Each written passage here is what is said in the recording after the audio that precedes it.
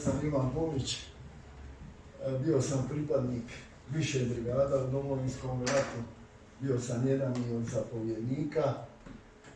Mi smo mali grad, ali moramo biti iznimno ponosni na ono što smo učinili u Domovinskom ratu. Kada smo krenuli u rat, i bio sam u ratu od Dubrovnika do Pakraca. Sve smo prošli pješke, evo ja i kolega Buljac, i Pavelica znate, i Želica znate, i Tonkovića. Tonkovića. Šugari, mnogi znate, to je dole na Jadranskoj magistrali, dole kad idete od Karlobaga dalje prema Dalmaciji.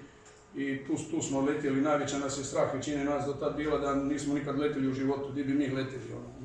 Sad odjednom ide akcija, krcaš se u helikopter, strah te, ne možeš reći, neću ići, jer protumačit će, bojiš se ići tamo u borbu, a u biti bojiš se leta.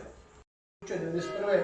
u 108. brigadu Zbora Narodne garde i prošao sam onaj dio rata kad nismo imali naoružanja.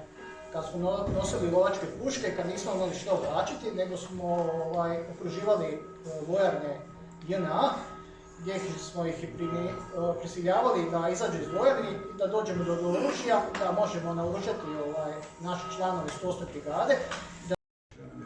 Gospićanka, pa znam što zbog toga gore u Gospić ratište.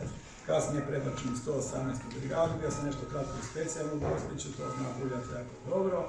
I evo, između ostalog 95. Sadnjega rata sam nastradao i bio me 3 mjeseca kome, aparati, vraćao se u žive. Bez oka sam, 2 genera su ostala u mozgu direktno, malo sam skrpan od puka do gore. Bio sam tu 10 godina, koliko malo i više trenera kad novoga.